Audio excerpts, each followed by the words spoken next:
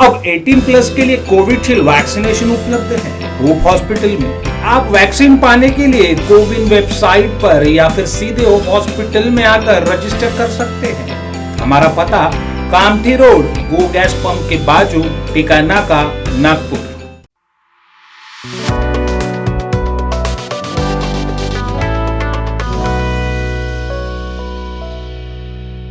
नमस्कार, महाराष्ट्र टीवी 24 के खास मुलाकात इस कार्यक्रम में मैं आंचल लोखंडे आपका स्वागत करती हूँ।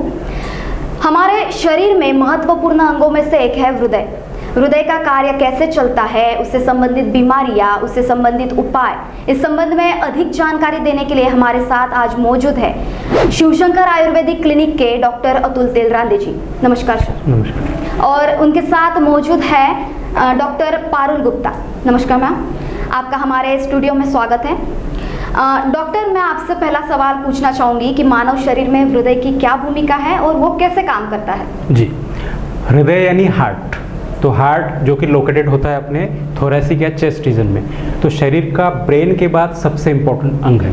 उसका काम होता है शरीर भर बॉडी में या हर टिश्यूज तक ब्लड का सप्लाई करना, सर्कुलेशन करना। ब्लड के साथ बहुत सारे कंटेंट्स होते हैं, उसमें कार्बन ऑक्सीजन, उसके साथ न्यूट्रिएंट्स और बहुत सारे हार्मोन्स, बहुत सारी मेडिसिन्स, ये सारी चीज़ें टिश्यूज़ तक पहुंचाना, टिश्यूज़ के फंक्शंस के लिए उन नेसेसरी चीज़ों को उन तक पहुंचाना और उनसे वेस्ट कलेक्ट करना, कार्बन डाइऑक्साइड कलेक्ट करना और वो एक्सिक्यूटरी ऑर्गन्स को देना, जिससे कि शरीर का फंक्शन सुचारू रूप से चल सके। तो हार्ट की भूमिका इतनी इंपॉर्टेंट है कि वो सारे शरीर को ज़रूरत की चीज़ें पहुँचाता है और शरीर को इम्प्योर चीज़ों से निजात दिलाता है। तो अगर क्षण भर या फिर मिनट भर के लिए भी हार्ट अगर अपना फंक्शन स्टॉप कर देगा तो टिश्यूज स्टार्ट डेडनिंग। सो इतना इम्पोर्टेंट पार्ट रोल जो है हार्ट अपने शरीर में प्ले करता है। डॉक्टर, हृदय रोग क्या है? जी, जैसे कि अभी हम नॉर्मल फंक्शन की बात कर रहे थे कि हार्ट का काम है सर्कुलेशन, प्योर ब्लड देना, इम्प्योर ब्लड लेना, ठीक है। अब ये जो कंटिन्यूस फंक्शनिंग हार्ट का है, अगर इसमें कोई गड़बड़ी आ जाए, ओके, तो उसे हार्ट डिजीज कहते हैं। अब डिजीज का जैसे आप ब्रेकअप करोगे तो डिस इज यानी ईज न होना, बराबर है। तो हार्ट के फंक्शन में ईज न होना यानी प्रॉपरली हार्ट का फंक्शन न होना, इसे हम हार्ट डिजीज करेंगे। यानी किसी भी प्रकार से हार्ट के फंक्शन में, नॉर्मल फंक्शन में गड़बड़ी पैदा होना या फिर उसमें कुछ खराबी आ जाना, इसे हम हार्ट डिजीज कह सकते हैं। हार्ट डिजीज बहुत प्रकार के होते हैं, ठीक है। उसमें रोमैटिक हार्ट डिजीज हो सकते हैं, वॉल्वुलर हार्ट यानी हार्ट के वॉल्स अगर खराब है तो वॉल्वुलर हार्ट डिजीज होते हैं। कई बार बचपन से यानी जन्म से ही हार्ट डिजीज होते हैं, उसे कंजेनाइटल हार्ट डिजीज कहते हैं। कई बार बाद में जैसे इस्चेमिक हार्ट डिजीज है, यानी हार्ट की आर्टरीज में ब्लॉकेज आना, जिसे हम कोरोनरी आर्टरी डिजीज भी कहते हैं। उसके बाद अगर हार्ट की मसल्स को सप्लाई कट हो जाता है तो उसे इस्चेमिक हार्ट डिजीज भी कहते हैं। उसके बाद अगर हार्ट फेल हो जाए तो उसके कंजेस्टिव कार्डियक फेलियर, इस प्रकार से भी, या फिर हार्ट फेलियर, अलग अलग टाइप के हार्ट के डिजीजेस आपको देखने को मिल सकते हैं। डॉक्टर, कोरोना में हार्ट पे क्या असर होता है कोरोना का? देखिए, कोरोना का हार्ट पे असर, जैसे कि हमने देखा कि उसमें डी डाइमर एंजाइम बढ़ जाता है और ब्लड की कोएगुलेटिव जो प्रॉपर्टी है, कोएगुलेटिंग प्रॉपर्टीज यानी खून के गुत्थे जमना, ये टेंडेंसी बढ़ जाती है, जिसके कारण से क्या होता है कि अचानक से क्लॉट जाके कोरोनरी आर्टरीज में फंस जाता है। तो जिसके कारण से हार्ट की जो कोरोनरी आर्टरीज है वो ब्लॉक हो जाती है, तो हार्ट का सप्लाई आगे जाके हार्ट के मसल्स को जो ब्लड सप्लाई है वो कट हो जाता है, जिससे कि हार्ट अटैक आ सकता है। ये कोविड में हमने हार्ट का जो कॉम्प्लिकेशन देखा है वो ये देखा, इस्चेमिक हार्ट डिजीज के टर्म्स में उसको देखा जा सकता है, जिससे कि कार्डियक फेलियर या हार्ट अटैक कोरोना में आते हुए देखे। जी डॉक्टर, तो हमने जो ज़्यादा से ज़्यादा अभी कोरोना के काल में हार्ट अटैक के पेशेंट देखे, तो इसी कारण थे? जी, यही कोविड का यही प्रॉब्लम, यही कॉम्प्लिकेशन है कि वो खून को जमा देता है। खून के गुत्थे जमने की टेंडेंसी बढ़ जाती है, जिससे कि कोरोनरी आर्टरीज ब्लॉक होके ब्लड सप्लाई कोरोनरी मसल्स को यानी हार्ट मसल्स को रुक जाता है, जिससे कि हार्ट अटैक होता है। ये कॉम्प्लिकेशन जो हमने अभी कोविड में देखा। मैम, मैं आपसे सवाल पूछना चाहूँगी कि ये कोरोनरी आर्टरी डिसीजेज क्या होता है? कोरोनरीज एक्चुअली जो हार्ट के मसल्स को जो नसें ब्लड सप्लाई करती है उनको हम कोरोनरीज बोलते हैं। इन कोरोनरीज में, इन आर्टरीज में जब भी कोई ब्लॉकेज क्रिएट होता है तो हम उनको कोरोनरी आर्टरी डिजीज बोलते हैं। ब्लॉकेजेस दो टाइप के रहेंगे, एक पार्शियल एक कंप्लीट। जो पार्शियल डिपोजिशन है वो एक लॉन्ग टाइम का प्रोसेस है जो धीरे धीरे सालों दर साल बाद बनता है, ये होता है कोलेस्ट्रॉल डिपोजिशन के बाद।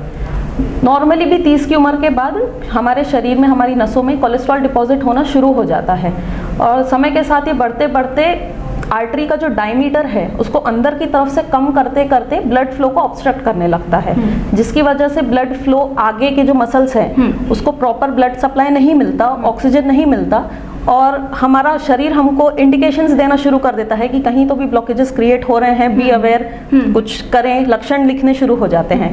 और सेकंड होता है जो कंप्लीट ब्लॉक हो जाता है, ये होता है खून के थक्कों की वजह से, ड्यू टू एनी रीज़न। अगर खून का थक्का बढ़ गया, बन गया हो और वो जाकर वहाँ अटक गया, तो blood supply complete cut off हो जाता है, जिसके बाद हमें हार्ट अटैक आता है, जिसको हम मेडिकल लैंग्वेज में मायोकार्डियल इन्फार्क्शन बोलते हैं। हार्ट अटैक के क्या लक्षण होते हैं मैम? इस्चेमिक सिम्टम्स जो हम बोलते हैं, जो शुरुआती लक्षण होते हैं वो है कि चलने या सीढ़ी चढ़ने में नॉर्मल से जल्दी दम लगना, छाती के बीच में हल्का दर्द होना, भारीपन आना, पसीना आना, घबराहट, ये सारे लक्षण शुरुआती दौर पर हमें दिखने लगते हैं। समझ में आ जाता है कि कुछ गड़बड़ हो रहा है अंदर और हमने डॉक्टर से कंसल्ट कर लेना चाहिए।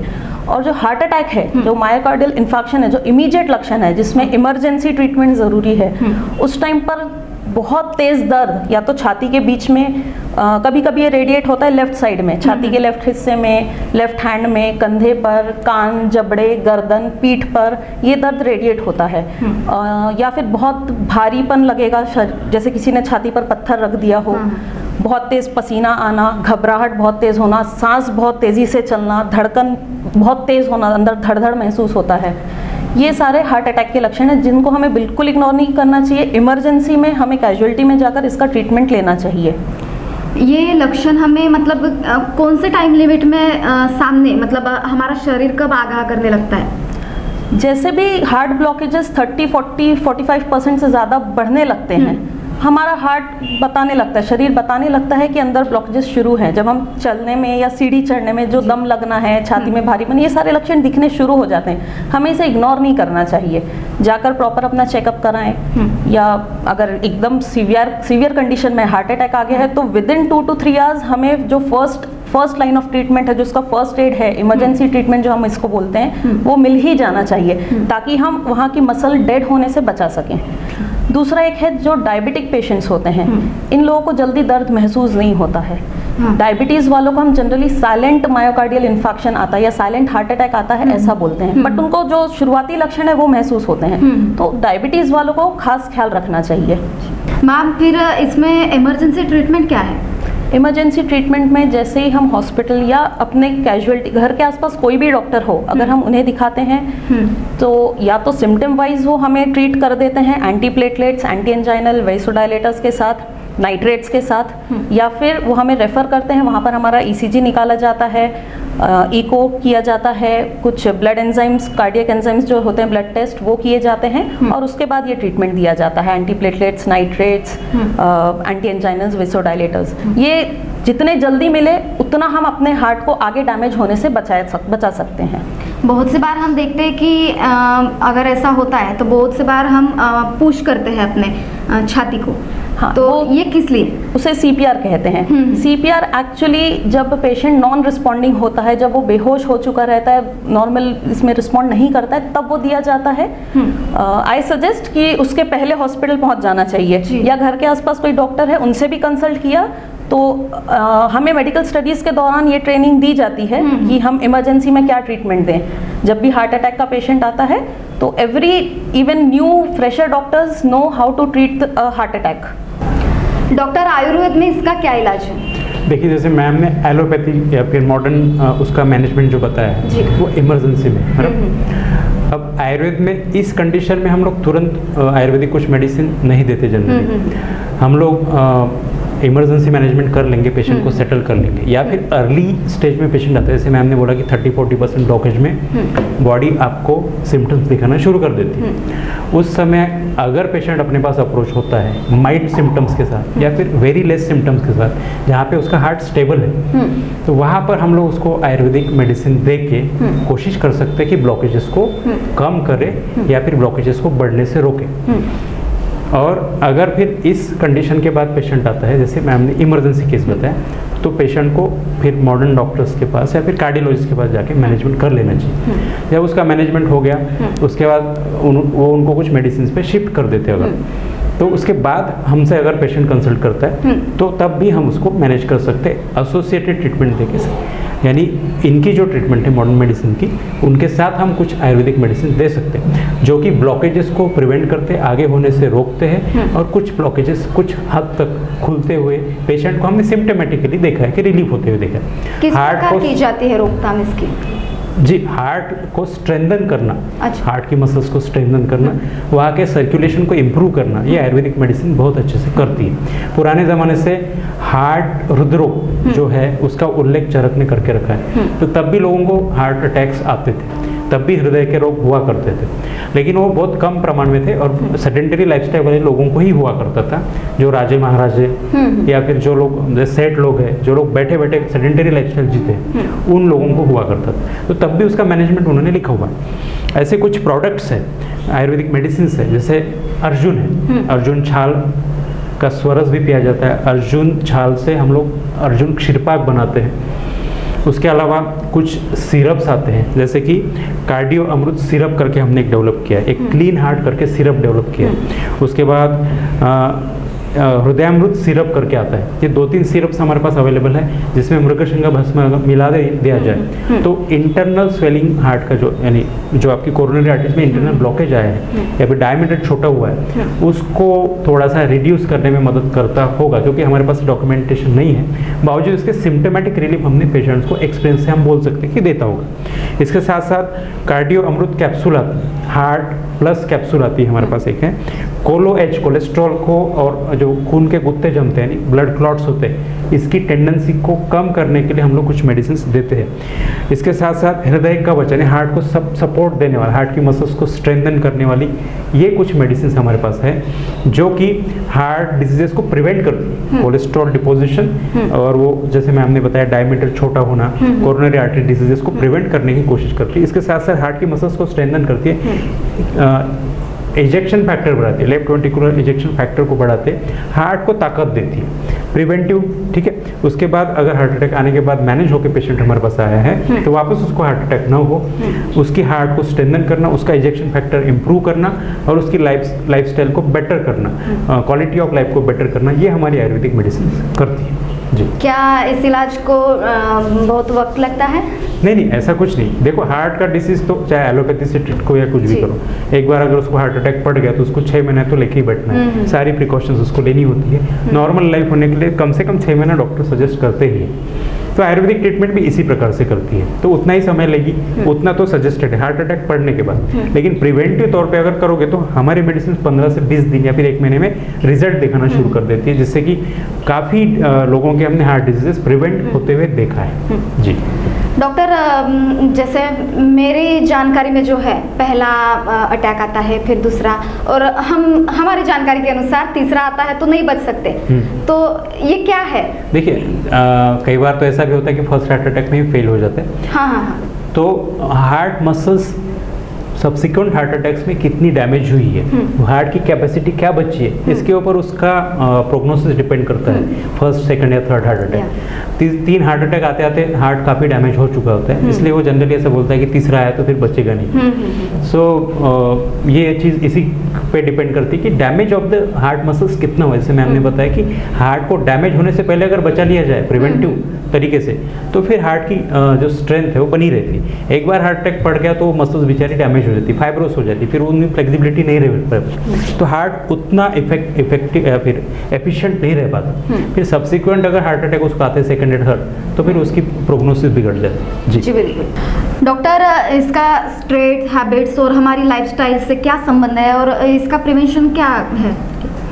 जब हमको इस्चेमिक चेंजेस लगते हैं, जब सिम्टम्स आने शुरू होते हैं, उसी स्टेज पर अगर हमने कार्डियोलॉजिस्ट से कंसल्ट कर लिया, हमने एंजियोग्राफी करवा ली, या जो basic treatments, basic diagnostic test हैं, इको, टीएमटी, ये सब करवा लिया, उससे हमको एक अंदाज लग जाता है कि अंदर ब्लॉकेजेस बढ़ने शुरू हो गए हैं। इस टाइम पर ही अगर हमने अपने आप को सुधार लिया तो आगे हार्ट अटैक आने से बच सकते हैं। या फिर हार्ट अटैक आने के बाद भी एंजियोग्राफी होने के बाद भी पता लगा इतना ब्लॉकेज है, या कार्डियोलॉजिस्ट ने सजेस्ट किया है एंजियोप्लास्टी बाईपास, ये होने के बाद भी ऐसा नहीं है कि दोबारा हार्ट अटैक नहीं आता। जैसा आप अभी पूछ रहे थे कि सेकंड और थर्ड अटैक क्यों आते हैं, अगर हमने समय रहते अपने आप को सुधार लिया है तो दूसरा अटैक भी नहीं आएगा। इवन आफ्टर एंजियोप्लास्टी बाईपास हमें कुछ प्रिकॉशंस लाइफ टाइम बनाए रखने पड़ेंगे। इनमें हमारा डाइट, लाइफस्टाइल, एडिक्शंस सब कुछ आ जाता है, स्ट्रेस मैनेजमेंट, ठीक है। कुछ फैक्टर्स हैं जिन्हें हम बिल्कुल भी कंट्रोल नहीं कर सकते हैं, वो होता है एज। हम अपनी बढ़ती उम्र को रोक नहीं सकते, ठीक है। एज बढ़ते जैसे जैसे हमारी उम्र बढ़ती है, हमारी आर्टरीज, वेन्स, जो हमारी नसें हैं, उनके वॉल्स वैसे भी अपनी इलास्टिसिटी लूज करने लगते हैं, वैसे भी हार्ड होने लगती है। तो ऑलरेडी वो एक कारण है कि बूढ़े लोगों को हार्ट अटैक ज़्यादा आता है, ठीक है। इंस्पाइट कि वो सब कुछ अपना मैनेज कर, लेकिन एज की वजह से जो आता है हम उसे रोक नहीं सकते, ठीक है। सेकंड है हमारे जेनेटिक्स, जो हमें अपने माता पिता से विरासत में जो बीमारी मिल गई है आजकल, है ना, जो हमारी फैमिली हिस्ट्री में ऑलरेडी जो बना हुआ है, जो हमारे जेनेटिक चेंजेस हो चुके हैं, हम उनको भी नहीं बदल सकते, लेकिन ऑफ कोर्स अपने कुछ लाइफस्टाइल, डाइट चेंजेस हम इनको प्रिवेंट जरूर कर सकते हैं। आनुवांशिकता का जो आनुवांशिकता आ सकता है इस बीमारी में। बिल्कुल, heart attack genetic family history में पास ऑन होने वाली चीज़ है, ये फैमिली टू फैमिली, मतलब जनरेशन टू जनरेशन पास होती है, ये जेनेटिक चेंजेस में आ जाता है। देन जो हम पार्शियली अपने कंट्रोल में हैं वो है हमारी डिजीजेस जिनकी वजह से हार्ट अटैक आता है, जैसे हमारा बीपी, ब्लड प्रेशर, जिनको ब्लड प्रेशर है, जिनको डायबिटीज़ है, जिनको पॉलीसाइथेमिया, हीमोग्लोबिन जिनका बहुत हाई है, ये सारे लोग हार्ट अटैक को ज़्यादा प्रोन होते हैं। अगर इन्होंने अपनी ये सारी बीमारियां कंट्रोल में रखी, बीपी नॉर्मल लेवल पे रखा, शुगर नॉर्मल रखा है, रेगुलर ब्लड डोनेट कर रहे हैं पॉलीसाइथेमिया वाले, अगर ये सारी चीज़ें अगर लिमिट में हैं तो हम बहुत हद तक आगे हार्ट अटैक तक जाने से बच सकते हैं। देन कुछ फैक्टर्स है जो कम्प्लीटली हमारे कंट्रोल में है, वो है डाइट। हमारा डाइट पैटर्न, हम जितना लो कोलेस्ट्रॉल डाइट लेंगे, लो फैट, तेल, घी, चर्बी वाली चीज़ें कम लेंगे, वो हमारा हार्ट और अंदर आर्टरीज में जो कोलेस्ट्रॉल जम रहा है, ट्राइग्लिसराइड बढ़ रहा है, वो सारी चीज़ें प्रिवेंट करेगा। देन हमारी लाइफस्टाइल, जो हम सेडेंट्री लाइफस्टाइल है, बिल्कुल बैठक वाले जो आजकल काम है, टीवी का चैनल चेंज करने नहीं उठना पड़ता है, इवन लाइट, पंखा चालू करने के लिए अलेक्सा है आजकल, ये सारी चीज़ों में जो हमने बैठने की जो हमें आदत होगी, इवन हमारा जो वर्किंग पैटर्न है आजकल, ऑफिसेज में हम लोग घंटों तक बैठते हैं, ये सबको कंपनसेट करने के लिए हमें मॉर्निंग एक्सरसाइज, वॉकिंग, प्राणायाम, योगा, ये सब प्रैक्टिस में लाना चाहिए, रेगुलर प्रैक्टिस में लाना चाहिए। हार्ट का भी एक्सरसाइज हो जाएगा। हार्ट को आदत रहेगी उतना ब्लड पंप करने की। जब हम वॉकिंग या रनिंग कर रहे हैं, जॉगिंग कर रहे हैं, तो जो ऑक्सीजन का डिमांड बढ़ रहा है, ब्लड का डिमांड बढ़ रहा है, तो हार्ट को आदत रहेगा उतना पंप आउट करने का। बैठे बैठे हार्ट भी अलाल हो जाता है, वो भी उसकी वो आदत छूट जाती है, और फिर अचानक जब कोई स्ट्रेस आ जाता है या कोई शॉक लगता है तो हार्ट उतना मैनेज ही नहीं कर पाता है। इवन आजकल हम लोग इमोशनली काफ़ी जल्दी डिप्रेस होते हैं, जो स्ट्रेस आ जाता है, ये सारी चीज़ें भी हार्ट अटैक को इनवाइट करती है। आजकल हम लोग इमोशनली काफ़ी कमज़ोर हैं, जो बच्चों को जो एक रिजेक्शंस और फेलियर्स फेस करने की जो कैपेसिटी है वो कम होते जा रही है। इवन ये सारी चीज़ें हार्ट अटैक को इनवाइट करती है ना। देन एडिक्शंस, काफ़ी कम उम्र से आजकल लोग अल्कोहल और स्मोकिंग करते हैं। स्मोकिंग, टोबैको, ये सब जो निकोटीन और कार्बन मोनोऑक्साइड जो हमारे लंग्स और ब्लड में जाता है, ये डेफिनेटली हर आर्टरी को, नॉट सिर्फ हार्ट की नहीं, सारे ब्लड वेसल्स को डैमेज करता है, और सबसे पहले हार्ट के ब्लड वेसल्स, कोरोनरीज को डैमेज करता है। देन स्ट्रेस है, स्ट्रेस मैनेजमेंट करते आना चाहिए। डे टू डे लाइफ का स्ट्रेस है, टारगेट्स हैं, ये सारे उसका जो स्ट्रेस आ जाता है, बच्चों को पढ़ाई का स्ट्रेस है, हम लोगों को वर्क स्ट्रेस है, इतना टारगेट पूरा करना है, ये सब मैनेज करते आना चाहिए। देन ओबेसिटी, आज मेन रीजन ओवरवेट जो है वो इजीली मैनेज कर सकते हैं। डाइट एंड जिम्स हैं, एक्सरसाइज है, प्राणायाम है, बट विथ प्रॉपर गाइडेंस, सब कुछ मैनेज कर सकते हैं। क्या हार्ट स्ट्रेटनिंग मेडिसिन रेगुलर लेनी पड़ती है? हार्ट स्ट्रेंथनिंग मेडिसिन कुछ हद तक हाँ लेनी पड़ेगी, क्योंकि हार्ट अगर एक बार डैमेज हुआ है तो वो ज़्यादा प्रोन है नेक्स्ट हार्ट अटैक के लिए।